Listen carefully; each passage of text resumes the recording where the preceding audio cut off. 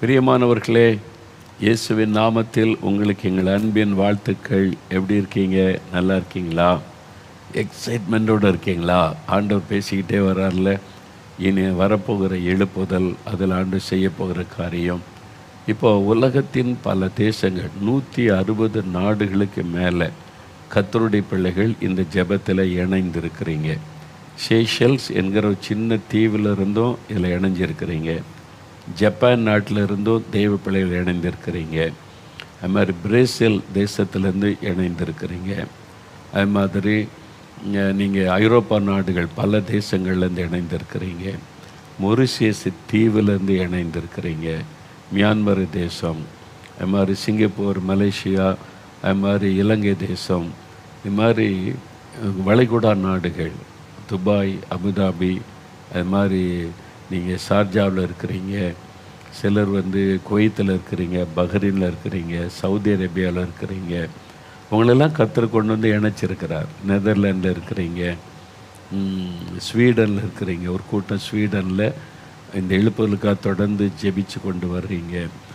கர்த்தர் கொண்டு வந்து உங்களை இணைச்சிருக்கிறார். இது நம்மளால் நடக்கிற, மனுஷனால் நடக்கிற விஷயம் அல்ல. உலகம் முழுவதையும், அமெரிக்கா, கனடா, அப்புறம் ஆப்பிரிக்கா நாடுகள், கானாவிலேருந்து குடும்பம் இணைஞ்சி ஜெபிக்கிறீங்க, உகாண்டாவிலேருந்து இணைஞ்சிருக்கிறீங்க. இதெல்லாம் நீ யோசித்து பார்த்தா கிரகிக்க முடியாது எப்படி நடக்குது அப்படின்னா, இது கர்த்தர் கடைசி கால எழுப்புதலை நிறைவேற்றுறதுக்கு உலகம் முழுதும் இந்த எழுப்புதல் வர போகிறதுனால உலகம் முழுவதிலும் இப்படி ஜெபிக்கிற ஆட்கள் அவங்களுக்கு தேவை அந்தந்த தேசத்தில். அதுக்காக தான் இந்தியாவில் இருக்கிற நிறைய பேர், முக்கியமாக தமிழர்களை உலகத்தின் பல தேசங்களில் கர்த்தர் உங்களை கொண்டு போயிருக்கிறார். நீங்கள் நினைக்கிறீங்க வேலைக்கு வந்திருக்கிறோம், இங்கே தான் பிஸ்னஸ். உங்களை இந்தியாவில் வச்சே கர்த்தர் ஆசீர்வதிக்க முடியும். எதுக்கு உங்களை கொண்டு போய் ஆண்டவர் ஷேஷல்ஸ் தீவில் ஒரு வேலை கொடுக்கணும்? பிலிப்பைன்ஸ் நாட்டில் எதுக்கு உங்களை கொண்டு போய் ஆண்டவர் வைக்கணும்? யோசித்து பாருங்கள். இந்தோனேஷியாவில் கொண்டு போய் வைக்கணும், சவுத் ஆஃப்ரிக்காவில் கொண்டு போய் வைக்கணும். அங்கெல்லாம் இந்த ஜெபம் தேவை. இந்த தரிசனத்தோடு ஜெபிக்கிற மக்கள் வேணும். அதுக்கு தான் உங்களை கொண்டு போய் ஆங்காங்கே கர்த்தர் நாட்டி வைத்து இப்போ எல்லாரையும் ஒன்றிணைத்து ஜெபிக்க வைக்கிறார். உங்களுக்கு புரியுதில்லை? இப்போ தெளிவாக தெரியுதில்ல? அதனால் இப்போ ஆண்டவர் வரப்போகிற எழுப்புதல் எப்படி இருக்கும், அதுக்கு தீர்க்க தரிசனமாக வெளிப்படுத்தின விஷயத்தை தொடர்ந்து தியானித்து ஜெபித்து வர்றல. அதற்கு சும்மா கேட்குறவங்களா நம்ம இல்லை. அதுக்கான அபிஷேகம், அதுக்கான கிருபை, அதற்கான வரங்களை ஒவ்வொருவருக்கும் ஆண்டவர் கொடுக்க வாக்கு பண்ணியிருக்கிறார். கடந்த முறை ஜெபித்த போது நிறைய பேர் அந்த அபிஷேகத்தை பெற்றீங்க. அதை நீங்கள் தொடர்ந்து அனல் மூட்டி எழுப்பணும். இன்னும் என்னென்ன தீர்க்க தரிசன வார்த்தை, அதை குறித்து நம்ம தொடர்ந்து தியானிக்க போகிறோம். நம்மத்திலே தேவனுடைய தீர்க்கதரிசி வின்சென்ட் செல்வகுமார் அவர்கள் வந்திருக்கிறாங்க. அவங்க மூலமாக கர்த்தர் வெளிப்படுத்தப்பட்டதுனால அவங்களுக்கு அதுதான் ஊழியம். அந்த தீர்க்க தரிசனத்தை தொடர்ந்து ஆராய்ந்து ஜெபம் பண்ணி விளக்கம் அறிந்து நமக்கு சொல்ல வேண்டிய பொறுப்பு தான் தீர்க்கதரிசியினுடையது. அவங்க மூலமாக விளக்கப்படும் போது தான் தெளிவாக நமக்கு அது புரியும். அதனால் கர்த்தர் அவங்கள மத்தியில் கொண்டு வந்திருக்கிறார். இப்போ தொடர்ச்சியாக அந்த தீர்க்க தரிசனத்தை வாசித்து நமக்கு காண்பிக்க போகிறாங்க. ரெடியாக இருக்கீங்களா? ஜெப புஸ்தகம் நான் சொன்ன ஒரு ப்ரேயர் டைரி வைத்து கொள்ளுங்கள். இது ஒன்றா நோட் பண்ணுங்கள். ரொம்ப எல்லாத்தையும் எழுதாதபடி குறிப்பாக எழுதி வைங்க. கடைசி கால எழுப்புதல் பிரம்மாண்டமாக வரும், சூறாவளியை போல வரும், யாரும் எதிர்க்க முடியாத அக்கினியாக இது பலமாய் புறப்பட்டு பரவும். அது அப்படி குறித்து கொள்ளுங்க. அப்போ இந்த எழுப்புதலை யாரும் தடுக்க முடியாத அளவுக்கு பலமாக அது பெருகும். இதுவரை நடந்திராத மாபெரும் காரியங்கள் இந்த எழுப்புதலில் நடக்கும். குறித்து வைத்து அதை கிளைம் பண்ணி ஜெபம் பண்ணுங்க. அப்போ இந்த எழுப்புதல் திட்டத்தை நிறைவேற்றி எழும்புகிற ஒரு சந்ததி, அவங்களுடைய ஆவிக்குரிய கண்கள் திறக்கப்படும். அந்த கண் திறக்கப்படும் போது ரகசியங்கள் அவங்களுக்கு வெளிப்படுத்தப்படும். மறைவிடங்களிலே சாத்தான் செய்கிற காரியங்கள் வெளியரங்கமாய் காண்பிக்கப்படும். அப்புறம் சர்ப்பத்தினுடைய வஞ்சகங்கள் வெளிப்படுத்தப்படும். மனுஷருடைய இருதயத்தில் இருக்கிறது வெளிப்படுத்தப்படும். இதை அப்படியே பாயிண்டாக குறித்து வைத்து அதை வைத்து ரெகுலராக ஜெபம் பண்ணுங்க. அதுக்கு தான் முக்கியம். நீங்கள் சும்மா கேட்டுட்டு ரசிச்சுட்டு போகிறதுக்கு அல்ல.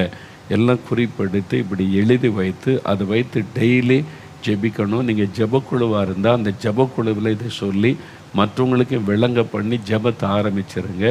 ஒவ்வொரு தேசத்திலும், ஒவ்வொரு பகுதியிலும், ஒவ்வொரு குடும்பத்திலும் நம்ம ஜெபிக்கணும். ஏன்னா கர்த்தருடைய வேலை வந்து விட்டது. அதுக்கு அப்படி நம்பி தான் நமக்கு இதை வெளிப்படுத்தி காமிக்கிறார். நம்ம அதை செய்வோன்னு நம்பி தான் இந்த தீர்க்க தரிசனத்தை கர்த்தர் காண்பிக்கிறார். அப்போ தீர்க்க தரிசன ஜெபம் என்ன நீங்கள் செய்ய ஆரம்பிச்சிருங்க. சரியா? இப்போ தொடர்ச்சியாக நம்ம கேட்க போகிறோம். தேவனுடைய மனிதர் நம்ம மத்தியில் வந்திருக்கிறாங்க.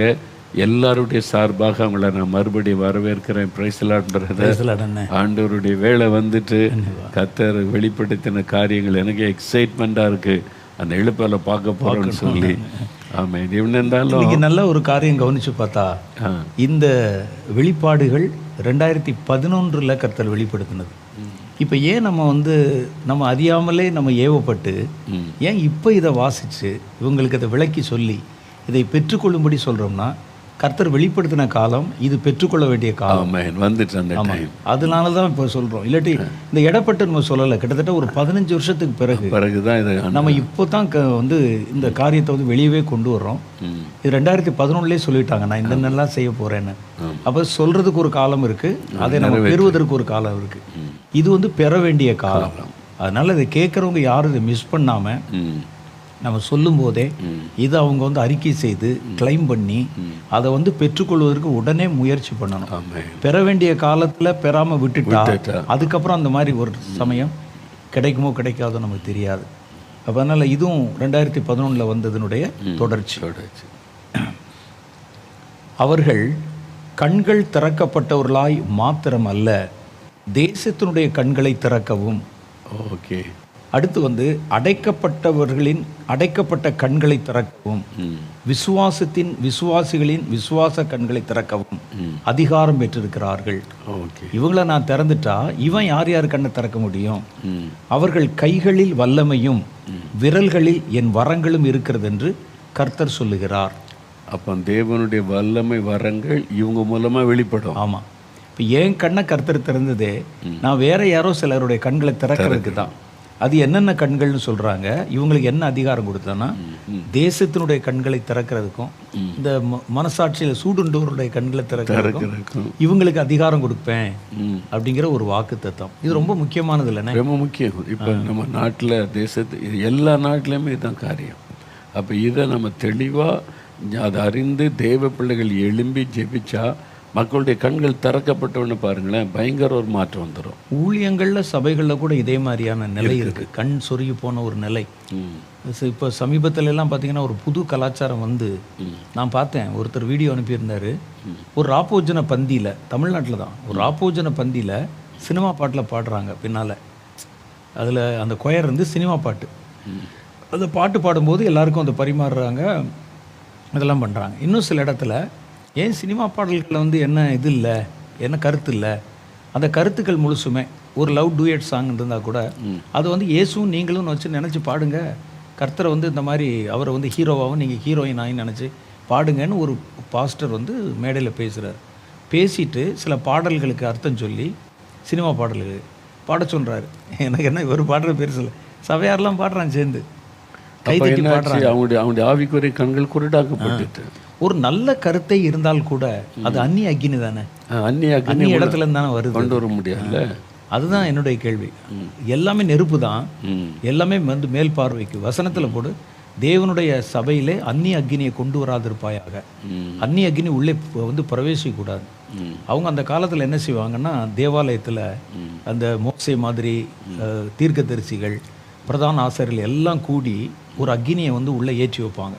அது பெரிய அணையா விளக்கு மாதிரி இருக்கும், எரிஞ்சிக்கிட்டே, அதில் நெருப்பு எரிஞ்சிக்கிட்டே இருக்கும். அதுக்கு சில ஆசாரியர்கள் இருப்பாங்க.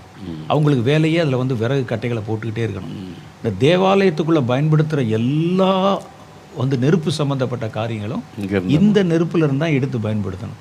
சர்வாங்க தகரம் பலி செலுத்தினாலும் சரி, அங்கே லைட்டு ஏற்றி வச்சாலும் சரி, ஒரு தீபம் கொளுத்தி வச்சாலும் சரி, ஒரு தீவட்டியை கொளுத்தி வச்சாலும் சரி, இந்த நெருப்பை தவிர வேறு எந்த நெருப்பு பயன்படுத்தக்கூட சட்டம். அப்போ அதுக்கு முன்னால் அந்த நெருப்பை பிரதிஷ்டை பண்ணுவாங்க. அதுக்கு ஒரு சில வழிமுறைகள் இருக்குது. அதை தீர்க்கதரிசிகள் ஆசாரியர்கள் எல்லாம் சேர்ந்து அந்த நெருப்பை பரிசுத்தப்படுத்தி அவங்க தான் அதை ஏற்றி வைப்பாங்க. அதை ஏற்றி வச்ச நெருப்பை விட்டுட்டு இவன் வந்து வெளியே இருந்து ஒரு நெருப்பு கொண்டாந்து பயன்படுத்தினால் அது வந்து சாபம்னு கர்த்தர் சொல்லியிருக்காரு. ஆரோனுடைய சந்ததியில செத்தாங்களே, செத்தாங்கல்ல, அப்போ அதுவும் நெருப்பு தான், அதுவும் எரிவிக்கலாமே அப்படின்னு நினைச்சு அது அந்நியாக்கினி. அதுதான் இதுவும் பாட்டு ரசிக்கும்படி தான் இருக்கு. அர்த்தம் இருக்குன்னா அது பிசாசனுக்கு பின்னால் இருப்பதா. தேவனுடைய பிள்ளைகள் அந்நிய காரியங்களுக்கும் இந்த காரியங்களுக்கும் வித்தியாசம் தெரியணும். ரெண்டு தீ மாதிரி இருக்குங்கிறக்கா எதையும் கொண்டாந்துடக்கூடாது, ரெண்டும் பாட்டு மாதிரி இருக்குங்கிறக்கா எல்லாத்தையும் பயன்படுத்திடக்கூடாது. அப்போ இப்படிப்பட்ட ஒரு மாய உபதேசம் வரும்போது இந்த விசுவாசிகள் கண்ணி எப்படி குருடாகுது? சாத்தான் குருடாகிட்டான்ல. அப்ப இவர்களுடைய கண்களை நம்ம திறந்தா தான் இவன் சொல்றது தப்பு, இவன் சொல்றது பொய் அப்படிங்கறத நம்ம வந்து புரிஞ்சுக்கிற பிசாசுக்கு எடுத்த காரியம். ஆமா, இதுல இருந்து தப்புன்னு அவங்க உணர்வு இப்பதான் உணர்வு. அப்ப அதனால தேசத்தின் கண்களை திறக்கவும் வந்து சொல்லுது, அவர்கள் கண்கள் திறக்கப்பட்டவர்களாய் மாத்திரமல்ல, அவர்கள் கண்களை திறக்கிறவர்களாகவும் நான் பயன்படுத்துவேன். எப்படின்னா தேசத்தின் கண்களை திறக்கவும், அடைக்கப்பட்ட கண்களை திறக்கவும், அவிசுவாசத்தின் கண்களை திறக்கவும். அப்ப கண்ணை மறைக்கிறதே அவிசுவாசம் தான் சில சமயத்துல. இப்ப எலிசா ஜெபிக்கிறார்ல, ஆமா, இவன் பார்க்கும்படி கண்களை திறந்தருளும். அப்போ அவனுக்குள்ள விசுவாசம் சொல்ல, அவனுடைய காட்டில் நம்மோடு அதிகம் சொல்றாரு. அவனுக்கு விசுவாசம் வரல, பார்த்தா தான் விசுவாசம் வரும்.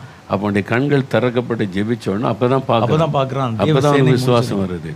இப்ப நிறைய விசுவாசிகள்னு சொன்னாலுமே விசுவாசம் இல்லை, அந்த கண் இல்லை, பேரு தான் விசுவாசி, ஆனா விசுவாசம் இல்லை. அவனுடைய ஆவிக்குரிய அந்த விசுவாச கண்கள் மூடப்பட்டிருக்கு. அது திறக்கப்பட்டு ஜெபிச்சா அவங்களுக்குள்ள விசுவாசம் எழும்பி. அப்ப அது கூட நம்ம ஜெபிக்கணும். ஆகார் கூட தன்னுடைய பிள்ளை வந்து மரண தருவாயில் இருக்கும்போது ஆண்டவர்ட்ட அபயமிட்டு அழுகிறாங்க, என் பிள்ளை சாகிறத நான் எப்படி பார்ப்பேன். கர்த்தர் வந்து ஆகாருடைய கண்களை தான் திறந்தார். அந்த இடத்துல துறவு திறக்கல, துறவு பக்கத்துல இருக்கு, தெரியல, அவங்க கண்ணுக்கு தெரியல அது. அப்ப அந்த மாதிரி நிறைய நம்ம பக்கத்திலே நன்மை இருக்கும், நம்ம பக்கத்திலே ஆசீர்வாதம் இருக்கும், நம்ம பக்கத்திலே நம்ம வந்து தப்பிக்கிறதுக்குண்டான வழி இருக்கும். ஆனா அந்த கண் அடைக்கப்பட்டவங்களுக்கு அது தெரியாது. அதை நான் ஒரு கூட்டத்துக்காக ஜெபிக்கும் போது, ஒரு மீட்டிங், இப்போ ஒரு காஸ்பல் சொல்ல போறேன்னா கர்த்தர் என்னென்ன ஜெபிக்கணும்னு சொல்லுவார்.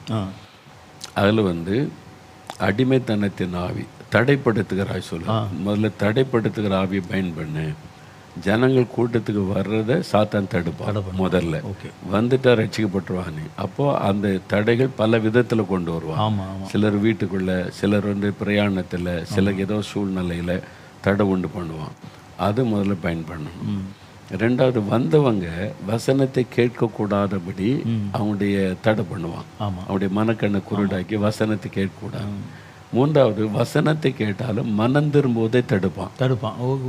அப்போ ஆண்டவர் சொல்லுவாரு, அவங்க அந்த தடை இதெல்லாம் சொல்லி கொடுத்து ஒன்னொன்னா ஜெபிக்கணும். அப்போ அந்த தடை மாறணும். அப்போ வசனத்தை கேட்கறதுக்குள்ள தடை மாறணும். அந்த வசனத்தை கேட்டாலும் விசுவாசிக்க கூடாதபடி தடை, அந்த அவிசுவாசத்தை அது விலகணும். அப்போ அற்புதங்களை பெற்றுக்கொள்ள பிசாசு தடைப்படுத்துவான். அந்த ஆவி விலக்கப்படணும்.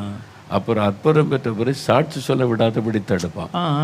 இதெல்லாம் ஆண்டு சொல்லுவேன். ஒன்னொன்றுக்கும் நான் ஜெபம் பண்ணுவேன், ஒன்னொன்றுக்கும் அந்த ஆண்டு சொல்லி கொடுப்பேன். அப்போ அவிசுவாசத்தின் ஆவி. இப்போ ஒரு கூட்டத்தில் வந்து இவ்வளவு விஷயம் வந்து நடக்குது. ஜெபிக்கும் போது இவ்வளவு காரியம் டீட்டெயிலாக ஜெபிக்கும் போது தான் அது முழு சக்ஸஸை பார்க்க முடியும். சும்மா பொதுவாக ஜெபிக்க முடியும். அப்போ வந்து இந்த அவிசுவாசத்தின் ஆவியை ஆண்டவர் கடிந்து கொள்ள சொல்லுவார். அப்போ அதில் சிலர்கள் அவிசுவாசம், அது வந்து அது ஒரு ஆவி, அவங்கள நம்ப விடாதபடி அவிசுவாசத்தை, அந்த கூட்டத்தை விட்டு அந்த அவிசுவாசத்தின் ஆவி விலகணும். அப்படி ஜெபிக்கும் போது அதுக்கப்புறம் பார்த்தீங்கன்னா ஜனங்களுக்குள்ள விசுவாச ரைஸ் ஆகிரும். அற்புதம் நடக்கணும்னா மக்கள் விசுவாசிக்கணும். விசுவாசம் இல்லாட்டா ஆண்டவரால் அற்புதம் செய்ய முடியாது. அப்போ சாத்தான் வந்து அவிசுவாசத்தினால அவனுடைய மனதை குருடாக்கிடுவான்.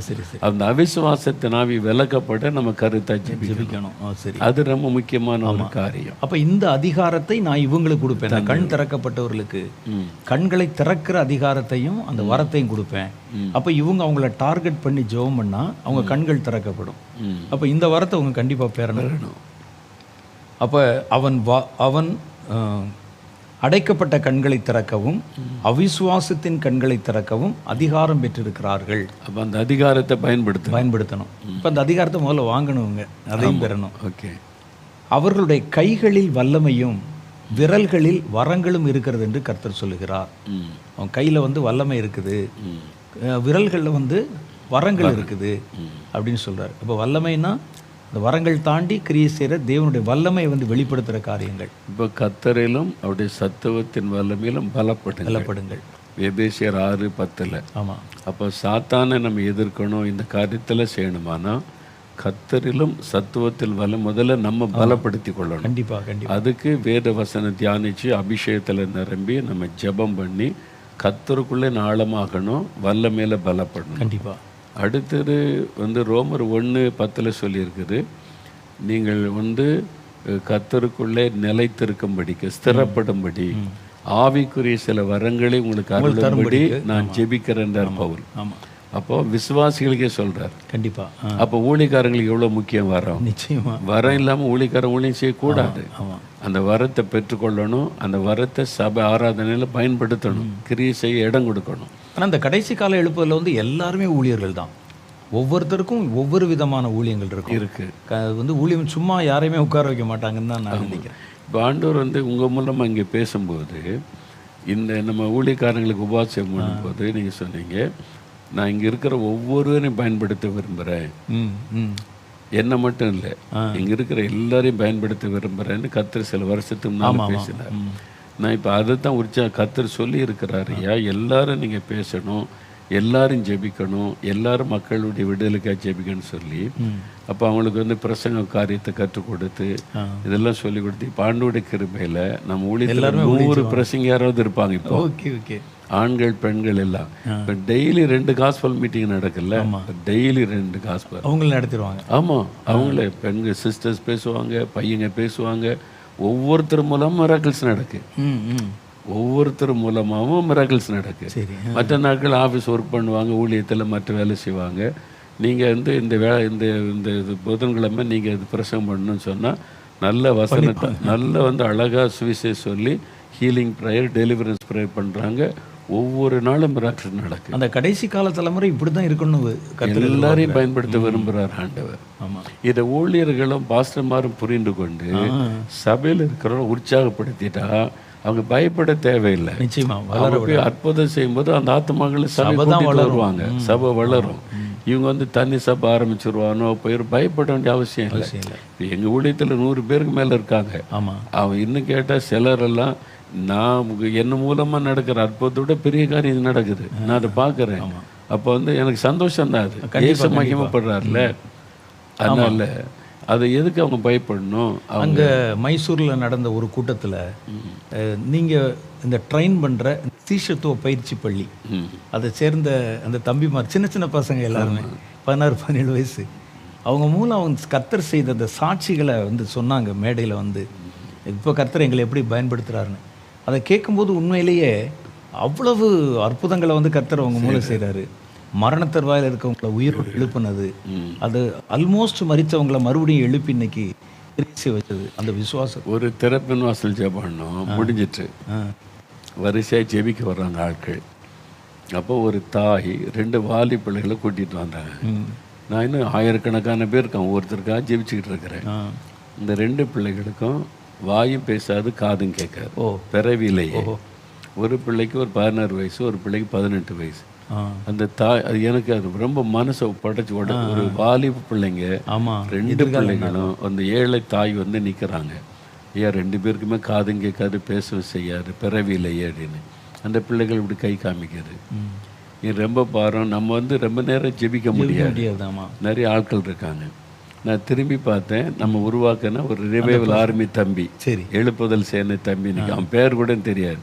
என் தம்பிங்க வாப்பான்னு வந்தான். அவனுக்கு வந்து ஒரு 20 வயசு தான் இருக்கும், சின்ன பையன்தான். இந்த 2 பேருக்கும் வாயும் பேசாது, காதும் கேட்காது, பிறவிலேருந்தே. உனக்கு 10 நிமிஷம் டைம், நீ போய் சுகமாக்கி கூட்டிட்டு வான்னு இப்படிதான் சொன்னேன். நீ போய் சுகமாக்கி கூட்டிட்டு வா. சரி, உடனே அவன் சரி எங்கன்னு கூட்டிட்டு போறான். பாருங்க போனான். நான் மற்றவங்களுக்கே ஜெபிச்சுக்கிட்டே இருந்தேன். 5 நிமிஷம் தான் ஆச்சு, கூட்டிட்டு வந்துட்டான். 5 நிமிஷம் தான் ஆச்சு, 2 பேருக்கும் காது கேட்குது, 2 பேரும் பேச ஆரம்பிச்சுட்டாங்க. எப்படி சந்தோஷம்! அந்த விசுவாசம் தான் அந்த நேரத்தில் நீங்கள் வந்து கூட்டிட்டு போன்னு சொன்னோடனே உடனே அதை நம்பி கூட்டிட்டு போறான் பாருங்க. விசுவாசத்தோட அந்த மாதிரி ஒரு விசுவாசம். இதைத்தான் இனி கர்த்தர் செய்ய போறாரு. அப்போ பேரே தெரியாத ஆளு அவங்கள கொண்டு தான் பெரிய அற்புதம் நடக்கும். அப்போ ஒவ்வொருத்தரும் எழும்பணும். அது சரி, அதான் கர்த்தருடைய விருப்பம். அப்போ அதைத்தான் கர்த்தர் வந்து நமக்கு வந்து வாக்கு பண்ணுறாரு. உங்களுடைய விரல்கள் நான் வச்சிருக்கிறேன், நீ வந்து வாங்கிக்க. அப்போ தான் அந்த எழுப்புதலை நாம் கொண்டு போக முடியும் அப்படின்னு. நான் எளியவனையும் பலவீனனையும் தெரிந்து கொள்வேன். அவன் வானத்தை திறக்கவும், இப்போ நீங்கள் சொன்னது தான், வானத்தை திறக்கவும் வானத்தை அடைக்கவும் நீரை வற்றி போக பண்ணவும் நீர்நிலைகளை பெருகி வழிய பண்ணவும் வயல்களை விளைய பண்ணவும் அதனுடைய விளைந்த பயிர்களை கருக பண்ணவும். இவனுக்கு இதுவும் செய்ய முடியும், அதுவும் செய்ய முடியும், ஆக்கவும் முடியும், அழிக்கவும் முடியும் மாதிரி கருக பண்ணவும், கால்நடைகளை ஈன பண்ணவும் கால்நடைகளின் கர்ப்பத்தை அடைக்க பண்ணவும் அதிகாரம் பெற்றிருப்பான். அவனுக்கு ரெண்டுமே பாசிட்டிவாகவும் செய்ய முடியும், இதாகவும் செய்ய முடியும். அப்போ வந்து சில இடத்துல தேவையில்லாத காரியங்கள் வந்துச்சுன்னா ஒரு களைகளை வந்து அழிக்கலாம், பயிர்களை வந்து வளர்க்கலாம். அந்த மாதிரி கர்த்தர் வந்து உனக்கு இதுவும் செய்ய முடியும், அதுவும் செய்ய முடியும் அப்படின்னு ஒரு வாக்கு முழு அதிகாரம் கொடுக்குறார். அப்போ வந்து எழுப்புதல் காலத்தில் எழும்புறவங்களுக்குள்ள இந்த அதிகாரத்தை ஜெபித்து பெற்றுக்கொள்ளணும், அது விசுவாசிக்கணும். அப்போ ஒரு வார்த்தை நீங்கள் சொன்னால் வந்து மந்தை பெருகும், வயலில் விளைச்சல் உண்டாகும், மழை ஆண்டவர் பெய்ய வைப்பார், அதை நிறுத்த வைப்பார், குளங்களை பெருக பண்ணுவார். அப்போ அது நடக்கும். அப்போ அது மாதிரி இது ஜெபத்தில் சொல்றதுல நடக்கும் அப்படின்றத வாக்கு பண்றார். அடுத்து சொல்றாரு, என் ஊழியனை என் வல்லமையினாலும் என் சுவிசேஷகனை என் சத்துவத்தினாலும். சுவிசேஷம் சொன்னா தான் அந்த சத்துவம் கிடைக்கும் அவனுக்கு.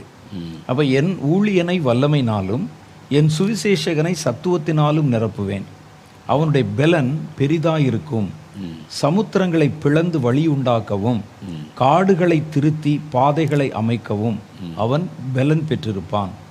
அவன் நடக்கும் மண்ணிலிருந்தும் நான் அதிசயங்களையும் அற்புதங்களையும் உண்டாக்குவேன். அவனுடைய நிழலுக்கும் நான் சத்துவம் கொடுப்பேன். நிழல் பட்டு பல பேர் சுகமானாங்களே, அது மாதிரி நிழலுக்கு சத்துவம் கொடுப்பேன். அவன் கால் மிதிக்கிற இடத்துல இருக்க மண்ணுக்கு கூட அந்த பவர் வரும்னு. அப்போ கர்த்தர் வந்து உலகத்தில் ஊழியம் செய்யும்போது இனி வரக்கூடிய தலைமுறை என்னை விசுவாசிக்கிறவன் நான் செய்த இதையும் செய்வான், அதை விட பெரிய காரியங்களையும் செய்வான். அப்போ இதெல்லாம் நம்ம கற்பனை பண்ண முடியாத காரியமாக இருக்கும்ல, மண்ணில் கூட அற்புதம் வரும் அப்படிங்கிறதெல்லாம் அது கர்த்தர் வந்து வாக்கு பண்ணுறாரு. அப்போ இந்த பெரிய எழுப்புதல பெரிய காரியங்கள் எதிர்பாருங்கன்னு சொன்னேனே. ஆமாம். அப்போ இந்த சாதாரணமாக நடக்கிற காரியங்களையே நம்ம எதிர்பார்க்காம வித்தியாசமாக டிஃப்ரெண்ட்டாக வந்து நடக்கிற காரியங்களை நம்ம எதிர்பார்க்கணும். ஏன்னா ஒரு கிறிஸ்டியன்ஸ் நடத்துகிற ஒரு கூட்டத்தில் அவங்க என்னென்னலாம் சொல்லுவாங்கன்னு எல்லாருக்கும் தெரியும்.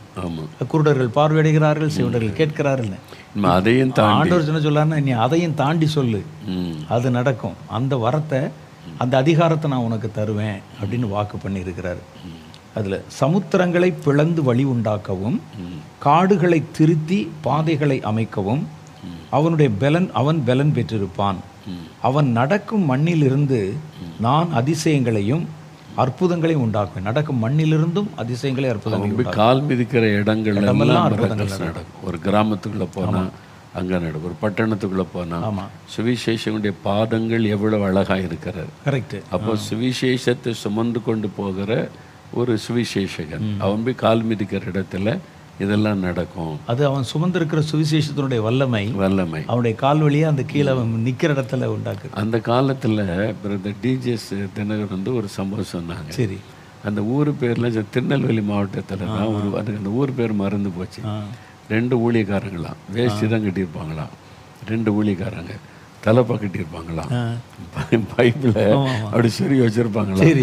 வச்சுட்டு தெருக்களில் போய் யாராவது வியாதியஸ்து இருக்கீங்களா, வாத வியாதிகள் இருக்கீங்களா, கண் தெரியாதவங்க இருக்கீங்களா, நீங்கள் வாங்க, உங்களுக்கு இயேசு நாமத்தினால சுகம் இலவசம் அப்படின்னு ரோட்டில் சொல்லிக்கிட்டே போவாங்களாம். ஆமாம். அப்போ யார் வந்தாலும் விடுதலையா, யார் வந்தாலும் ஆமாம் மிராக்கிள் அற்புதமா. அவங்க பேரெல்லாம் சொன்னால் எனக்கு மறந்துட்டு அப்படிலாம் ஒரு காலத்தில் நடந்திருக்குல்ல. இனிமேல் கடைசி காலத்தில் அதெல்லாம் வரும். ஆமாம், போகிற இடம்லாம் வந்து ஆண்டவர் செய்வார். அப்படி அவனுடைய நிழலுக்கும் சத்துவம் கொடுப்பேன். பேதுரு போன போது அவருடைய நிழல் பட்டு நிறைய பேர் சுகமானாங்க. அதுக்கப்புறம் அந்த அற்புதத்தை நம்ம எங்கேயும் பார்க்கறது இல்லை. இதை கர்த்தர் மறுபடியும் இப்போ கொண்டு வர போகிறேன் அப்படிங்கிற மாதிரி சொல்கிறாங்க. அவருடைய காலத்தில் அந்த ஒரு இடத்துல தான் சொல்லப்பட்டிருக்கு அப்படி. அதுக்கப்புறம் தொடர்ந்து அப்படிலாம் நடக்கல இல்லை. ஆனால் அதுக்கப்புறம் மறுபடியும் இப்போ நான் அதை வந்து கொண்டு வருவேன். அவன் வஸ்திரத்திலும் அவன் உருமால்களிலும், இது பவுலுடைய வாழ்க்கையில் பார்க்குறோம், வல்லமை நிறைந்திருக்கும். அன்றியும் அவன் கண்களினுடைய பார்வையிலும் அவன் பார்வைப்படுகிற இடத்திலும் என் வல்லமையின் மகத்துவம் வெளிப்படும். அப்படி பார்த்தாலே அற்புதம் நடக்கும். அவன் கண் பார்வைப்படுகிற இடத்துல பவுல் அவனை உற்று பார்த்து ஆமா ரட்சிப்பு கேட்ட விசுவாசம் உண்டு என்று கண்டு எழுந்த நட. அது பவுல் நிறைய இடத்துல அப்படி இருக்கு. உற்று பார்த்து கண் பார்வையிலே அந்த பவர், அந்த அனாயிண்டிங் தொட்டு ஒரு விடுதலை உண்டாகிறது. அது ஆச்சரியமா இருக்குல்லண்ணே. அது கண் பார்வையிலேயே இல்லை அதெல்லாம் நடக்கும். நம்ம அதுதான் ஆண்டு சொல்றார். இல்லை வத்தியருக்கு சொன்னது அன்னைக்கு உள்ளதெல்லாம் இன்னைக்கு என்ன அது பெரிய அளவில் நடக்கும் மாதிரி. அப்போ அந்த மாதிரி பார்வையிலும் பார்வைப்படுகிற இடத்திலும் என் வல்லமையின் மகத்துவம் வெளிப்படும். அடுத்து என் வல்லமை நெருப்பு. அப்படி இருந்துச்சுன்னா சில இடங்கள்ல ஒரு கடினமான இடங்கள்ல நம்ம சும்மா போய் அந்த இடத்துல ரவுண்ட் பண்ணி அந்த இடத்த உற்று பார்த்துட்டு வந்தாலே போதும், விசிட் பண்ணாலே போதும் இருந்தால் கூட அந்த இடத்துல ஒரு எழுப்புதல் வரக்கூடான இடம் வந்துடும் நினைக்கிறேன் நான். ஆமாம், இல்லை உண்மை. பார்க்கலே இப்போ நான் சில இடங்களுக்கு போனால் எந்த இடங்களை போய் பார்த்துட்டு நான் எல்லா இடத்தையும் அவன்கிட்ட பார்க்க சொல்லுவேன். ஆமாம் ஆமாம். நான் ஒரு ரவுண்டு போய் எல்லாத்தையும் அப்படி பார்க்கும்போதே மனசில் ஜெபம் வந்துக்கிட்டே இருக்கும். அப்படியே இந்த ஆட்களை பார்க்கறது. சில ஹோட்டல்ஸ் சாப்பிட போனாலும் நான் ஒரு ரவுண்டு எல்லாத்தையும் அப்படியே பார்க்க வைப்பேன். அப்படியே அப்போ மனசில் அந்த ப்ரேயர் வந்துக்கிட்டே இருக்கும். இந்த மீட்டிங்ஸில் கூட இந்த ஜனங்கள் சாப்பிடவும் கூட நீங்கள் உள்ள அப்படியே ஒரு ரவுண்டு போய் எல்லாத்தையும் பார்த்துட்டு அப்படி கண்டு பார்க்கும். மனசில் ஒரு ஜெபம் வந்துகிட்டே இருக்கும், அந்த இந்த ப்ரேயர். அப்போ அதனுடைய பவர் அங்கே தெரியும். நான் போகும்போது இங்கே கிரீச்சிக்கிற இந்த விக்கிரக ஆவிகள், மந்திர ஆவிகள், அந்த கிரியெல்லாம் அழிக்கப்படட்டும், உம்முடைய ஆளுகை வரட்டும், இங்கே உலக ரட்சிக்கப்பட்டோம் அப்படின்னு சொல்லி அப்படி ஜெபிச்சுட்டு சொல்லுவார் ஆண்டவர். ஒரு கிராமத்துக்குள்ளே போகும்போது, ஒரு இல்லத்துக்குள்ளே கூட்டி காமி, ஒரு வீட்டுக்குள்ளே போனாலும் அந்த பார்க்கும்போது மனசில் ஜெபம் வந்துக்கிட்டே இருக்கும். இந்த இடம் ஆச்சரியமாக இருக்குது. தேவனுடைய பிள்ளைகள் கால் மிதிக்கும் போது அந்த இடத்துல அற்புதம் நடக்கிற மாதிரி அவங்க பார்க்கும்போது பார்க்குற இடத்துலையும் அதுக்கு உண்டான வழிகள் திறக்கப்படும். அது ஒரு அற்புதம் நடக்கும்னு சொல்கிறது உண்மையிலேயே ஒரு நல்ல ஒரு ஆச்சரியமான காரியமாக இருக்கும். என் வல்லமை நெருப்பாயும் என் வல்லமை கந்தகமாயும் என் வல்லமை புகைக்காடாயும் இரத்தமயமானதாயும் தோன்றும். அவர் வல்லமை எப்படியெல்லாம் வெளிப்படுத்துவார்? நெருப்பு மாதிரி, கந்தகம் மாதிரி, அப்புறம் ஒரு புகைக்காடாக இரத்தமயமாக தோன்றும். அவைகளை உங்கள் கண்கள் காணும் என்று கர்த்தர் சொல்லுகிறார். அது என்னன்னு எனக்கு புரியல. என் வல்லமை நெருப்பு மாதிரி உங்களுக்கு தோன்றும், இறங்குற மாதிரி. இன்னொன்று கந்தகம் மாதிரி தோன்றும்னா பெரிய பெரிய கந்தகம்ங்கிறது இந்த வெடிப்பொருள் வெடிக்கிற மாதிரி அந்த வல்லமை நமக்கு வெடிக்க தான் அதிகமாக பயன்படுத்துவாங்க. அந்த கந்தகம் அதுதான் என்ன சொல்கிறாங்கன்னா, ஆவியானவர் பரிசுத்தாய் வரும்போது வல்லமை பெறுவீங்கன்னா டுனாமிஸ். அந்த ஆவியானவர் வெடித்து சித்திரம் வல்லமை அது சொல்ல, அதுக்கு தான் அந்த சல்ஃபர் அதிகமாக பயன்படுத்துறது. அப்போ ஆண்டோடைய வல்லமை ஒன்று அக்கினியை போல அது வெளிப்பட்டு மக்களை தொடும். இன்னொரு பக்கத்தில் பயங்கரமாக ஒரு வெடியை வெடிச்சா எல்லாம் சிதறப்பட்டு விடும். அப்போ அந்த வல்லமை வெளிப்பட சாத்தானுடைய கிரிகள் எல்லாம் முற்றிலும் சிதறடிக்கப்பட்டு இல்லாமல் அழிக்கப்பட்டு விடும். அந்த மாதிரி கர்த்தருடைய வல்லமை வெளிப்படும். அதான் அந்த சொல்லுங்க. ஒரு வசனத்தில் கூட இருக்கு. நான் அந்த நாட்களில் அக்னியும் புகைக்காடுமான காட்சிகளை நான் உங்களுக்கு காண்பிப்பேன். கடைசி காலத்தில் அடையாளத்தில் அந்த புகைக்காடு மரம் சில கர்த்தருடைய மகிமை வெளிப்படும் போது ஒரு புகை மாதிரி. சாலமோனுடைய அரண்மனை பிரதிஷ்டை அப்போ அது ஆசாரியர்கள் வேலை செய்ய முடியாத ஒரு மகிமை, அது தேவனுடைய மகிமை வெளிப்படும். கண்டிப்பா கண்டிப்பா. அப்ப நம்ம கூட்டங்களில் சில சமயம் அது தெரியும். அப்படியே ஒரு என்னடா திணி ஒரு பனிக்கூட்டம் இறங்குற மாதிரி பார்த்தா அது தேவ பிரசன்னம். ஒரு பனியை போல கர்த்தருடைய பிரசன்னம். கீழே அந்த ஃப்ளோர்ல எல்லாம் அப்படியே உருண்டு உருண்டு உருண்டு அப்படியே பரவி வர்றது தெரியும். சில இடத்துல இந்த மிஸ்ட் ரோட்ல இறங்கி இருக்கு, அது மாதிரி கீழே இறங்கி அப்படியே உருண்டு. அது கர்த்தருடைய பிரசன்னம். அப்போ சில சமயத்தில் நான் அதை பார்த்துக்க, சில இடங்கள் ஆண்டு சொல்லுவார் அமைதியாக இருப்பாங்க, ரொம்ப சத்தம் இல்லாமல் அமைதியாக. அப்போது பனி எப்படி ஒரு இறங்குதோ அப்படியே இந்த அதிகாலையில் அந்த பனிமூட்டம் இருக்குல்ல புகை மாதிரி, அப்படி தேவ பிரசன்னம் இறங்கும். அப்படி இறங்கும்போது பார்த்தீங்கன்னா ஒவ்வொரு இந்த இருதயத்திலிருந்து அந்த உடைவு கண்ணீர் அது அவங்க உணர்ந்து அந்த அழுகை சத்தம், அது அந்த சந்தோஷத்தில் அழுவாங்க சிலர், அந்த பிரசன்னத்தை உணர்ந்து இருதயத்தினுடைய உணர்வுகளை அந்த அப்போ ஆண்டு சொல்லுவார், என்னுடைய பிரசன்னம் பனியை போல இறங்குது. அப்போ அது புகை மாதிரி தெரியும், ஆனால் புல்லுக்கு மேலே பார்த்தா அப்படியே தண்ணீர் தெரியும், முத்து முத்தா தெரியும். அந்த மாதிரி கர்த்தருடைய பிரசன்னம் இறங்குறதையும் நான் பார்த்துருக்கேன் உணர்ந்துருக்கேன் சில இடங்கள்ல. அப்போ அது தேவ பிரசன்னம். மக்களை வந்து அவருடைய காயங்களை ஆற்றி அவங்களுக்குள்ள ஒரு பெரிய மகிழ்ச்சியை, உடைந்த உள்ளத்தை சரிப்படுத்துகிற ஒரு தேவ பிரசன்னம் அது. நான் அவன் மேலே பனியை போல இறங்குவேன் அப்படின்னு கர்த்தருடைய வசனமும் பனியை போல இறங்கும் அப்படின்னு சொல்லி அது வந்து தேவ பிரசன்னம். அது வந்து வித்தியாசமான ஒரு ஹீலிங்கை கொண்டு வரும். மனுஷனுக்குள்ள இருக்கிற இந்த காயங்களை மாற்றி ஒரு சுகத்தை, காயங்கள் மன காயங்கள் மாற்றி ஒரு பெரிய சுகத்தை கொண்டு வரும். அது வந்து வித்தியாசமான ஒரு தேவ பிரசன்னம் இறங்கும்போது. அதாவது ஒரு விஷயம் அந்த மாதிரி கேட்கணும். சில வந்து இந்த அபிஷேகத்தை வந்து சரீரத்தில் உணர்றது இருக்குது, அதே மாதிரி நம்முடைய உணர்வுகளில் உணர்றது. இப்போ நீங்கள் சொன்னீங்க அதே மாதிரி நம்முடைய ஆவியில் வந்து அந்த அபிஷேகத்தை உணர்வதுன்னு இருக்குது. அது ஒவ்வொன்றுக்கும் ஒரு வித்தியாசம் இருக்கும்னு நினைக்கிறேன். ஆமாம். ஒரு சரீரத்தை சுகமாக்குறதுக்கோ அல்லது சரீரத்தில் இருக்கக்கூடிய அந்த பாவங்களை கட்டுப்படுத்துறதுக்கோ நம்ம இந்த அபிஷேகத்தை வந்து எங்கே பெறுறாங்கன்னு ஒரு இடம் இருக்குல்ல. ஆமாம். சிலர் வந்து சரீரத்தில் பெறுவாங்க. ஒரு பொருளை நம்ம கொடுத்தாலே ஒவ்வொருத்தரும் ஒவ்வொரு இடங்களில் பெறுவாங்க. அதை கையில் வாங்குறவங்க இருக்கிறாங்க. சிலர் வந்து இந்த இதில் வச்சுன்னா அது தலையில் ஏற்றி விடுங்கிறவங்க இருக்காங்க. அப்போ அது வந்து 3 விதமான நிலை மனுஷன் உள்ளார்: ஆவி, ஆத்மா, சரீரம்.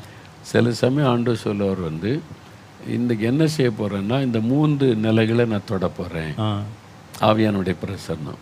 அப்போ வந்து ஆவி, ஆத்மா, சரீரம். அது வந்து முதல்ல வந்து மனுஷனுடைய ஆவி. ஆமாம். முதல்ல ஆத்மா சொல்லுவார். ஆத்மாவில் பாவ அடிமைத்தனம். ஆமாம். சில நல்லா ரட்சிக்கப்பட்டிருப்பாங்க, ஜெபம் பண்ணுவாங்க. சில பாவம் வந்து அவங்கள அப்பப்போ கரைப்படுத்திகிட்டே இருப்பான். அதை விட முடியாது, வெளியே வர முடியாது. அந்த ஆத்மாவில் தேவப்புடைய ஆவியானுடைய பிரசனை இறங்கும்போது டெலிவரன்ஸ் ஆகும். அப்படி தான் நிறைய பேர் டெலிவரன்ஸ் ஆகிடும். அப்போ வந்து டெலிவரன்ஸ் ப்ரேயரான்னு சொல்லுவார். ஆத்மாவில் காணப்படுகிற அந்த பாவ கரைகள் நீங்கிற ஒரு விடுதலை. அப்போ அந்த ஆத்மாவில் கர்த்தருடைய ஆவியானுடைய வல்லமை இறங்கும். அந்த இறங்கும்போது அவங்கள இதுவரைக்கும் அடிமையாக்கி தொடர்ந்து வந்து பாவக்கட்டை அறுக்கப்பட்டுரும். அதில் தான் நிறைய பேர் இப்போ என்னால் குடிக்க முடியல, குடிக்கிற சிந்தையே வரல, புகை பிடிக்கிற எண்ணமே வரல, மனமே வந்து மறுரூபமாகுது. அந்த கட்டு அறுக்கப்பட்டது. அது சோல் டெலிவரன்ஸு. 2வது ஆவியான தொடுகிற இடம் சரீரம். அப்போது ரட்சிக்கப்பட்டிருப்பாங்க, ஆவியில் நிரம்பிலாம் ஜெபிப்பாங்க, சரீரம் பாதிக்கப்பட்டிருக்கும். ஒரு பலவீனம், ஒரு வியாதி, ஏதோ ஒரு காரியத்தில் பிசாசு சரீரத்தை தாக்கியிருப்பான். இப்போ லூக்கா 13ஆம் அதிகாரத்தில் பார்க்குறோம், 18 வருஷம் பலவீனப்படுத்த ஆவி கொண்ட பெண். அவள் வந்து கூனியாக இருக்க 18 வருஷம் அந்த தேவாலயத்துக்கு தொழுதுக்குள்ள வந்து ஹீலிங் மீட்டிங் வரல, இயேசுகிட்ட வந்து சுகந்தார்னு கேட்கல, கர்த்தரை ஆராதிக்க வந்திருக்கிறான். அப்போ இயேசு சாட்சி சொல்லும்போது கூட இவள் ஆபிரகாமின் குமாரத்தியாக இருக்கிறாளே அப்படின்னா அவள் விசுவாசம் உள்ளவள். கர்த்தர் மேல விசுவாசம் இருக்கு, அன்பு இருக்கு, கர்த்தருடைய பிள்ளைராவா, ஒன்றும் பாவம் செஞ்ச மாதிரி இல்லை. அப்போ ஆண்டவரே சாட்சி கொடுத்துட்டார். ஆனால் சரீரம் பாதிக்கப்பட்டிருக்கு. எப்படி அப்படின்னா பலவீனப்படுத்துகிற ஆவி, சாத்தான் கட்டி வச்சிருக்கிறான். அவள் ஆத்மாவில் ரட்சிப்பின் சந்தோஷம் இருக்கு, கர்த்தருக்குள்ள களி கூறுதல் இருக்கு, சரீரம் பலவீனப்படும். நிறைய பேர் இதை தெரியாமலேயே நிறைய விசுவாசிங்க இந்த கட்டுக்குள்ளே இருக்கிறாங்க. அப்போ வந்து அவங்க ஆத்மா ரட்சிக்கப்பட்டிருக்கு, அது பெற்றுட்டாங்க. ஆனால் சரீரத்தில் சாத்த ஒரு பலவீனத்தை வச்சு ஒரு கட்டுக்குள்ளே சிலரை வச்சுருவாங்க. அப்போ இவங்களால மற்றவங்களுக்காக ஜெபிக்க முடியாது, தேசத்துக்காக ஜெபிக்க முடியாது, இந்த பலவீனத்திலே சோர்ந்து போயிடுவாங்க. அப்போ ஆண்டவர் சொல்வார் அந்த கட்டு அவிழ்க்கப்படணும். அப்போ சரீரத்தில் இப்போ என் வல்லமை இறங்க போகுது. அப்போ ஆவியானவர் உயிர்ப்பிக்கிறவர். சரி. அப்போ சரீரத்தில் பாதிக்கப்பட்ட பகுதியை உயிர்ப்பிச்சிருவார். பாதிக்கப்பட்ட உறுப்புகளை உயிர்ப்பிக்கிறது, அந்த வலிகளை எடுத்து போடுறது. இப்போ அந்த விடுதலைன்னு சொல்லும்போது சிலருக்கு ஜெபம் பண்ணும்போதே அப்படி தூக்கி தூக்கி விழுகிறது, அது ஒரு பலவீனத்தில், அதுக்கு மேலே முடியாதவங்களால பலவீனத்தின் ஆவி. அதெல்லாம் விலகின ஒன்று பார்த்தீங்கன்னா நிறைய டெலிவரன்ஸ் ஆகி சரீரத்தில் வலி போயிடும், இந்த பலவீனம் போயிடும், நோய்கள் மறைஞ்சிரும். அது ஆவியானுடைய சரீர தொடுதல். ஊழியத்தில் இவ்வளவு விஷயங்கள் இருக்கு. 3வது ஒன்று தான் தெரியாமல் ஊழியம் செஞ்சோம்னா அதில் எந்த கனியும் இருக்காது, கனியும் இருக்காது. அப்போ இதெல்லாம் நம்ம ஆவியானவர் கற்றுக் கொடுக்கிறது. அப்போ 3வது ஆவியானவர் சொல்லுவார் வந்து ஆவியில் விடுதலை. இந்த ஆவியை டிஸ்டர்ப் பண்ணுறது தான் கவலை. சிலர் எப்பவுமே கவலையாகவே இருப்பாங்க, சிலர் பயம். ஆவியை வந்து ஒடுக்கிறோம். இந்த ஒடுக்கப்பட்ட அப்போ அதில் தான் வந்து டிப்ரெஷன், அது வந்து ஆவியை தொடர்றது. அப்போ சாத்தான் வந்து இந்த ஆவியில் சோர்வு, அதாவது கவலை, அப்புறம் வந்து பயம், அப்புறம் வந்து டிப்ரெஷன்.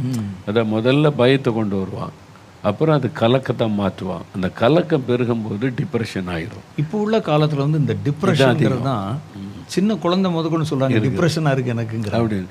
இந்த வார்த்தையை பிசாசை பரவ வச்சுட்டான் நிறைய பேர். அப்போ விசுவாசிகள் வந்து என்ன, உனக்கு எப்படி டிப்ரெஷன் வர முடியும்? அதானே, இயேசு கூட இருக்கார்ல. ஆமாம்.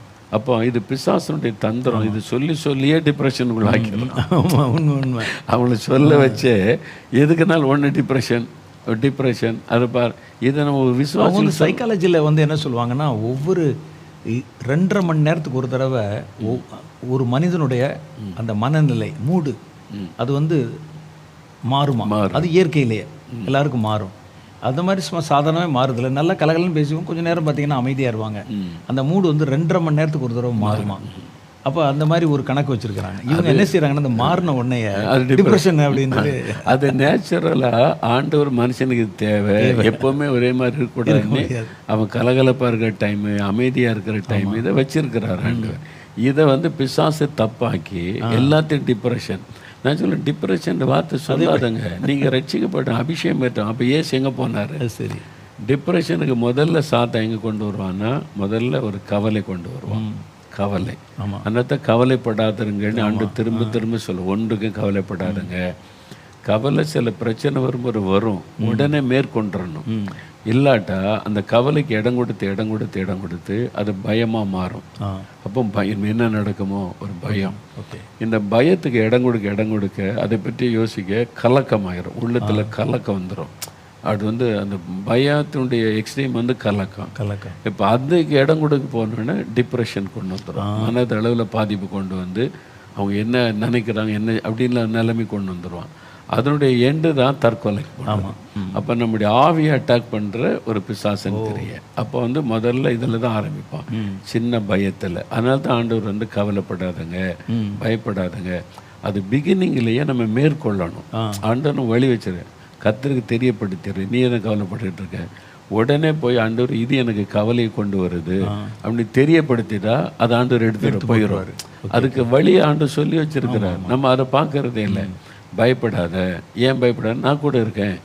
அப்போ இயேசுவை நீங்க கூட இருக்கிறீங்க, பயத்துக்கு என் மேலே அதிகாரம் இல்லை சொல்லிட்டாலே பயம் போயிடும். இப்போ உள்ள காலத்தில் இந்த சமீபமாக கொண்டு வந்திருக்கிற சில வேலைகள், அந்த வேலைகள் வந்து மனதை பாதிக்கிற மாதிரி வேலைகள் இருக்குது. குறிப்பாக வந்து இந்த ஐடியில் வேலை செய்கிறாங்கல்ல, அவங்களுக்கு வந்து மேக்சிமம் இந்த மனவியாதி வந்து இந்த டிப்ரெஷன் வந்துடுது. எல்லா ஐடி கம்பெனிகள்லையுமே இந்த சைக்கியாட்ரிஸ்ட் கொஞ்சம் பேர் வச்சுருக்கிறாங்க.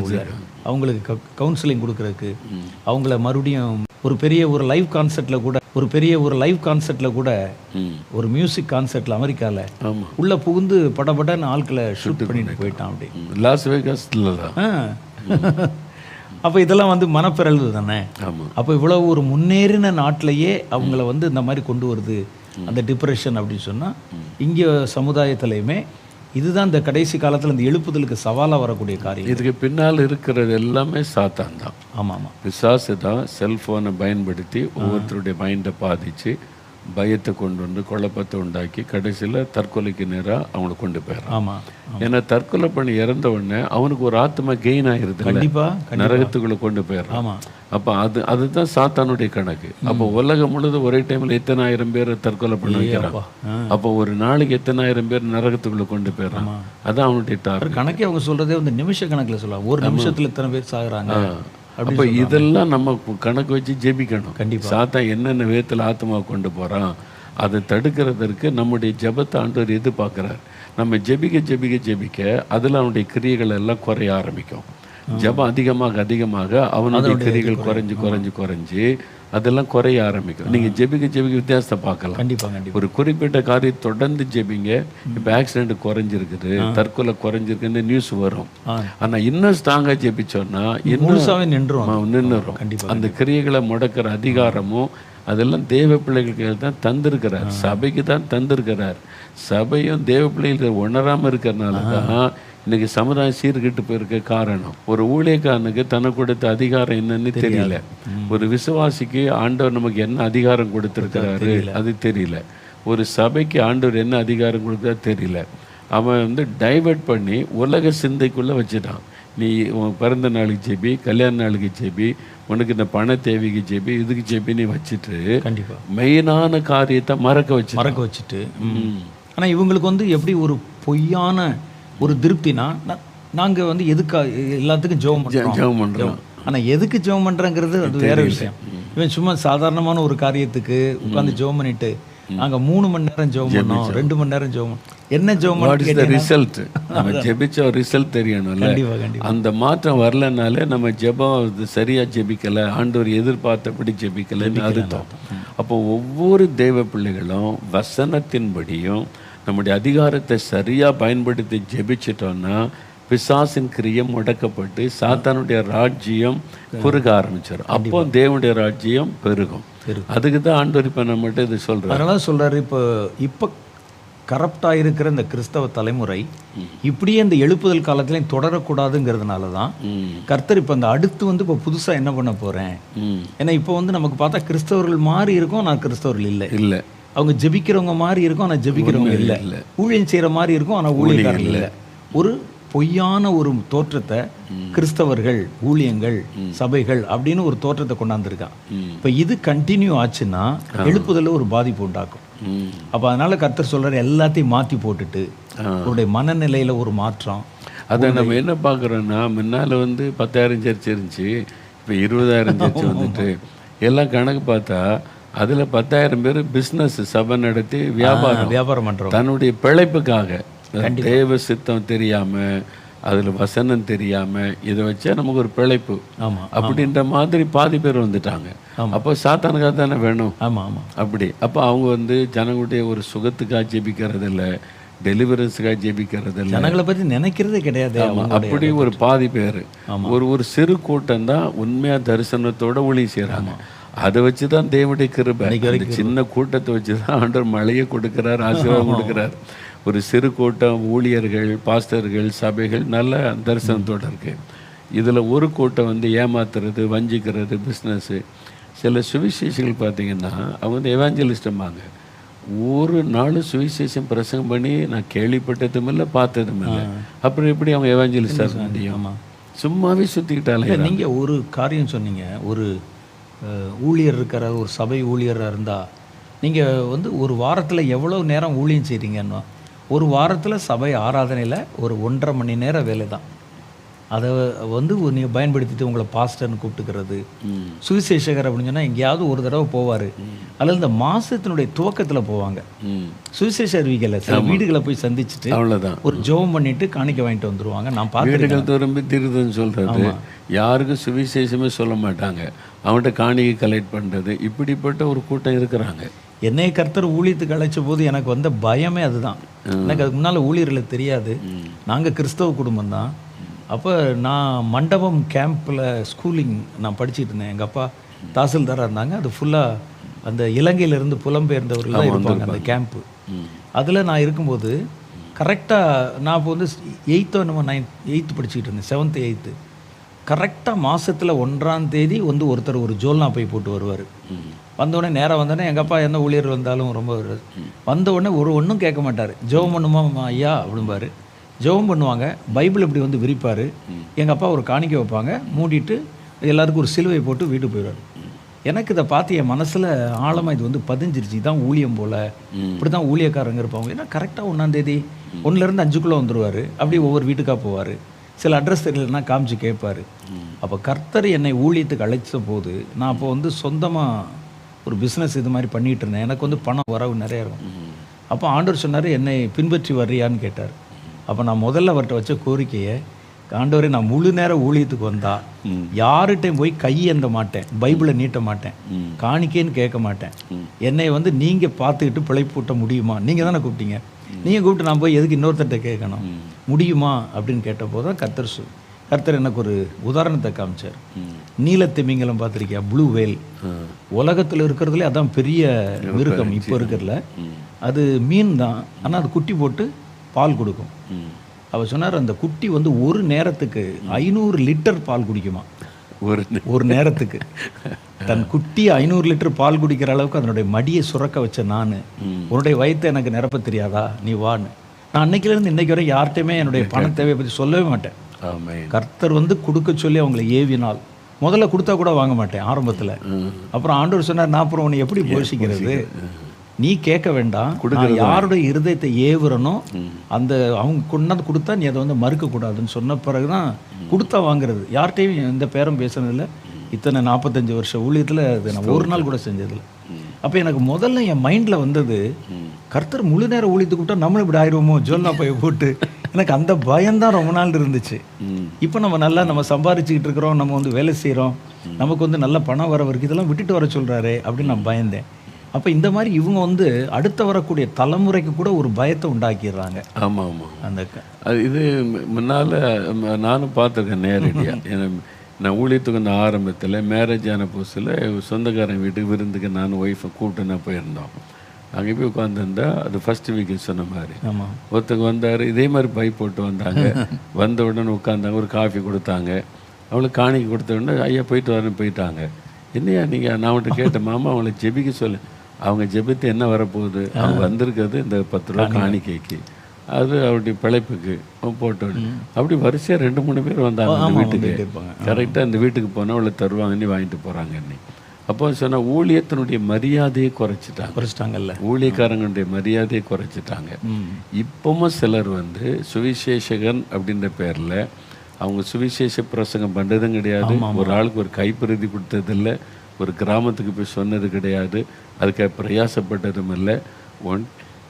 வீடு வீடாக போய் தீர்க்கதரிசனம் சொல்கிறது, அங்கே தங்குறது, அவங்க காணி கொடுக்கறத வாங்கிட்டு வர்றது. நீ சொல்கிறது ஒன்றுண்ணே, நம்மெல்லாம் ரட்சிக்கப்பட்ட நேரங்களில் இந்த சுவிசேஷ மயமாதல் வந்து நிறைய வேலை செய்வாங்க. இப்போ அதில் வந்து டோட்டலாக ஒரு 90% வந்து நின்று போச்சு. முன்னெல்லாம் பார்த்தீங்கன்னா இந்த நம்ம காலையில் எழும்பி வசனம் சொல்லிட்டு போவாங்க, தெரு பிரசங்கம் பண்ணுவாங்க, ரோட்டில் ஒரு சைக்கிளில் ஒரு ஸ்கூட்டரில் ஒரு சின்ன மெகாஃபோனை கட்டிட்டு ஒவ்வொரு தெருவில் நின்று சுவிசேஷம் சொல்லுவாங்க. அதே மாதிரி அமாவாசை அன்னைக்கு, இந்த பௌர்ணமி அன்னைக்கு சபையாரே போய் தெருக்குள்ள நின்று பிரசங்கம் பண்ணுறது, ட்ராக்ஸ் கொடுக்கறது. இப்போலாம் அந்த ட்ராக்ஸ் கொடுக்குறவங்க அந்த இதெல்லாம் வந்து ரொம்ப குறைஞ்சிட்டு 90% நின்று போச்சுன்னு தான் சொல்லலாம். இப்போ வந்து இப்போ விசுவாசிகள் செய்ய ஆரம்பிச்சிட்டாங்க. கர்த்தர் அடுத்த தலைமுறை எழுப்பி இப்போ அவங்க கைப்பறுதி கொடுக்குறாங்க, அவங்க ஊழியம் செய்கிறாங்க. ஏன்னா இவங்க சரியாக செய்யலை நம்மன்ட்டுன்னு ஆண்டவர் எழுப்ப ஆரம்பிச்சிட்டாங்க. அதனால் இதுவும் ரொம்ப ஆண்டவர் துக்கப்படுத்துகிற ஒரு விஷயம் மாதிரி. அதனால் அந்த சுவிசேஷகர்கள், பாஸ்டர்கள், அந்த தீர்க்கதரிசிகள், போதிக்கிறவங்க எல்லாத்துலேயுமே டூப்ளிகேட்டு கள்ளர்கள் வந்துட்டாங்க. அதாவது போலி பிஷப்பு, சபையே இல்லாமல் பிஷப் பண்ணுவாங்க, அப்படி போலி ஊழியர்கள், போலி பிரசங்கிமார்கள், அப்படி நிறைய பெருகிட்டாங்க. ஆரோனை போல அழைக்கப்படாவிட்டால் ஒழிய ஒருவனும் இவ்விதமான கனமான ஊழியத்துக்கு தானாக ஏற்படுகிறது இல்லை. இப்போ தானாக ஏற்படுறவங்க தான் அதிகம், அவங்க தான் ஆகிக்கொள்கிறாங்க. அப்போ இந்த 2 கலந்துட்டு இப்போ, அதாவது பைபிளில் சொன்ன மாதிரி கள்ள போதகர்கள், கள்ள தீர்க்கதரிசிகள், கள்ள ஊழியர்கள், கள்ள சகோதரர்கள் அப்படின்னு பைபிளில் சொல்லப்பட்டதும். அப்போ இதை மக்கள் ஐடென்டிஃபை பண்ணி அந்த கள்ளத்தனமாக பிசாசு செய்கிற காரியங்கள் முடக்கப்படவும் நம்ம ஜெபிக்கணும். அப்போ கரெக்டாக கர்த்தரால் தெரிந்து கொள்ளப்பட்டவங்க, பயன்படுத்துகிறவங்கள ஐடென்டிஃபை பண்ணணும். ஊழியர்கள் அதையும் அந்த விசுவாசிகள் அதை புரிந்து கொள்ளணும். இவங்க வந்து நல்ல ஊழியக்காரங்க, போதகர்கள், நல்ல சபை, சத்தியத்தை சொல்கிற சபை, இது வந்து நல்ல தீர்க்க, இந்த இதை அவங்க ஐடென்டிஃபை பண்ணி ஜெபம் பண்ணி அவங்களுக்கு மட்டும் இவங்க ஜெபத்தில் தாங்கணும். இந்த கள்ளத்தனமானதெல்லாம் முடக்கப்பட ஜெபிக்கணும். இல்லைன்னா எழுப்புதல் காலத்தில் இது ஒரு பெரிய குழப்பத்தை சொன்ன காரியத்தில் பார்க்கும்போது இப்போ இந்த சுவிசேஷகர்களை எழுப்பணும் தான் அவர் விரும்புகிறார். நான் சுவிசேஷகனுக்கு சத்துவம் கொடுப்பேன், சுவிசேஷகன் மூலம் நான் அற்புதங்களை செய்வேன். கடைசி ஒரு பாயிண்ட் இருக்கு, நான் வாசிக்கிறேன், முக்கியமானது இது. அந்நாட்களில் அப்போ இது சொல்கிறார், அவன் வஸ்திரத்திலும் உருமால்களிலும் வல்லமை நிறைந்திருக்கும், அவன் கண்களிலும் கண் பார்வை கந்தகம் சொல்லிட்டு, அந்நாட்களில் இந்த எழுப்புதல் வர நாட்களில் எனக்கு விரோதமாய் பேசினவர்களும் எனக்கு எதிராய் கூட்டம் கூடினவர்களும் ஏகமாய் பயந்து தங்கள் வாயை பொத்தி கொண்டு, இதோ நாங்கள் அதமானோம், கர்த்தருடைய வல்லமை வெளிப்பட்டது, இனி அவர் கோபம் வெளிப்படும், நாங்கள் அதமாவோம், ஆகவே அவரை அண்டிக் கொண்டால் பிழைப்போம் என்று சொல்லி உங்களை தேடி ஓடி வருவார்கள். ஆமென், ஆமென். இது இந்த எழுப்புதல் காலத்தில் கர்த்தர் வாக்கு பண்ண ஒரு காரியம். அப்போ எதிர்க்கிறவங்க யார்? சுவிசேஷத்தை எதிர்க்கிறவங்க, அந்த மாதிரி ஒரு அமைப்பு வச்சு மத தீவிரவாதிகள், அவங்க கர்த்தருடைய வல்லமை பார்த்து பயந்து நடுங்கி கர்த்தர்கிட்ட வருவாங்க. அல்லது அவங்க கர்த்தருடைய நியாயந்தீர்க்கப்பட்டுருவாங்கன்னு சொல்லி. இது ஒரு பெரிய வாக்குத்தத்தம் இல்லை? ஆமாம், இப்போவே நடக்குது. இப்போவே கூட்டங்களில் இந்த அமைப்பை சார்ந்தவங்க எத்தனை பேர்னா நிறைய பேர் கை விடுறாங்க. ஆமாம், இப்போவே ஆண்கள் பெண்கள் கூட நான் கூட்டத்தில் பார்த்துருக்கேன். இந்த அமைப்பை சார்ந்தவங்கன்னு பேர் சொன்ன உடனே கை வைத்து நான் அப்படி இருந்தேன், இயேசு என்னை சந்திச்சிட்டாரு. அது மாதிரி இப்போ நிறைய ஆத்தரை எழுப்பிக்கிட்டே வர்றாரு. இது நிறைவேற ஆரம்பிச்சு. அப்போ இந்த பிரம்மாண்டமான வல்லமைகள் வெளிப்படும் போது இன்னும் பலமா அந்த பெரிய தலைகளே பயந்து என்னமோ நடக்குது அப்படின்னு வந்துடுவாங்க. அது நடக்கணும். ஆமாம். அப்போ இதெல்லாம் நம்ம இப்போ சுதந்திரித்து இவங்க இப்போ ஜெபம் பண்ணணும். ஆமாம். அப்போ ஒவ்வொருவரும் நீங்கள் இதை கேட்டு கொண்டிருக்கிறவங்க, அதாவது பாஸ்டர்ஸ் இருக்கிறீங்க, சுவிசேஷிகள் இருக்கிறீங்க, தீர்க்கதரிசி இருக்கிறீங்க, சீஷர்களாக இயேசுவை பின்பற்றவங்க இருக்கிறீங்க, எல்லா தேவ பிள்ளைகளுமே இது உங்களுக்குரிய வாக்கு தத்துவம். நீங்கள் அதெல்லாம் பாஸ்டருக்குரியது, இதெல்லாம் எவாஞ்சலிஸ்ட்க்கு நினைக்காதபடி எல்லா விசுவாசிகள் எழுப்புதலுக்காக எழுப்பப்பட்டிருக்கிற அந்த தரிசனமுள்ள தேவ பிள்ளைகள், நீங்கள் வாலிபராக இருக்கலாம், வயோதிபராக இருக்கலாம், ஆண்களாக இருக்கலாம், பெண்களாக இருக்கலாம், சிறு பிள்ளைகளாக இருக்கலாம், உங்களை கொண்டு தேவன் இதில் செய்ய விரும்புகிறார்.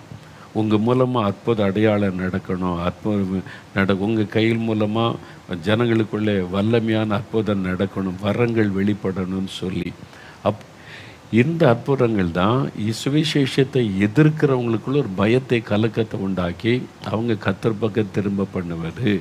இதை இந்த காலத்தில் நடக்க போகுது. உங்களை பயன்படுத்த போகிறார். அந்த அதிகாரத்தை, அந்த கிருபையை நீங்கள் பெற்றுக்கொள்ளணும், அதை நீங்கள் பயன்படுத்தணும். உங்களுடைய கண்கள் திறக்கப்பட்ட மட்டும் தேசத்தின் கண்கள் திறக்கப்பட்டு ஜெபிக்கணும். மக்களுடைய அறியாமை விலகி ஆவிக்குரிய கண்கள் திறக்கப்பட்டு சத்தியத்தை அறிய நீங்கள் ஜெபிக்கும் போது அந்த அதிகாரத்தை பயன்படுத்தும் போது ஒரு பெரிய மாற்றம் தேசிய அளவில் வரும். இதுதான் தேவன் சொல்லுகிற அந்த தீர்க்க தரிசன வார்த்தை. இதுக்கு நம்ம ஜெபிக்கணும். இப்போ ஜெபிக்க போகிறோம். அப்படியே முடிந்தால் முழங்கால் படிட்டு கொள்ளுங்க. கவனமாக இந்த வரங்கள் வல்லமைகள் என் மூலமாக வெளிப்படணும், அந்த அதிகாரம் என் மூலமாக வெளிப்படணும். நீங்கள் சொல்லியிருக்கிற அந்த அதிகாரம் எனக்கு வேணும், அந்த அதிகாரத்தை நான் பெற்றுக்கொள்கிறேன், அந்த வரங்களை பெற்றுக்கொள்கிறேன். உங்களுடைய வரங்கள் வல்லமைகள் என் மூலமாக வெளிப்படணும். நான் ஜெபிக்கும் போது அற்புதம் நடக்கணும், சப்பானிகள் நடக்கணும், குருடர் பார்வை அடையணும், பலத்த அற்புதம் நடக்கணும். சும்மா தலைவலி போச்சு வயிற்று வலி போச்சு என்பது அல்ல, பிறவி சப்பானி நடக்கணும், பிறவி குருடர் பார்வையிட என்ன அப்படி பயன்படுத்துங்க. ஜனங்களுடைய மனக்கண்கள் திறக்கப்படணும், அவங்களுடைய கண்கள் திறக்கப்பட நான் ஜெபிக்கிறேன். அப்போது எதிர்க்கிறவங்க பயந்து நடுங்குகிற மாதிரி அற்புதம் நடக்கணும். நீங்கள் சொல்லியிருக்கிறீங்க, அதை செய்யுங்க, என் மூலமாக செய்யுங்கன்னு கேட்கணும். அப்படியே ஜெபிக்கிறீங்களா? முடிந்த முழங்கால் படியிடுங்க, கண்களை மூடிக்கொள்ளுங்க. ஒரு 2 நிமிடம் ஜெபிக்க போகிற ஒரு அனாயிண்டிங், ஒரு புதிய அபிஷேகம், வரங்கள் வல்லமைகளை வெளிப்படுத்துகிற அபிஷேகம், நீங்கள் போய் மற்றவருடைய கண்களை திறக்கிற ஒரு அபிஷேகம், அறியாமையின் இருளை விரட்டுகிற ஒரு அபிஷேகம், அந்த ஒரு எதிர்க்கிறவர்களை பார்த்து நடுங்கும்படியான பலத்த அற்புதங்களை செய்து வெளிப்படுத்தி காண்பிக்கிற ஒரு அபிஷேகம் உங்கள் மேலே இப்போ இறங்க போகிறது. ஒவ்வொருவர் மேலும் வாயை திறந்து கேளுங்க. ஆண்டவரே, இந்த அபிஷேகம், இந்த வல்லமை வரங்கள் என் மூலமாக வெளிப்படணும். ஆண்டவரே, என் கண்கள் திறக்கப்பட்டால் மாத்திரம் போதாது, இந்த சமுதாயத்தின் கண்களை திறக்கிற அதிகாரத்தை தந்திருக்கிறீர்.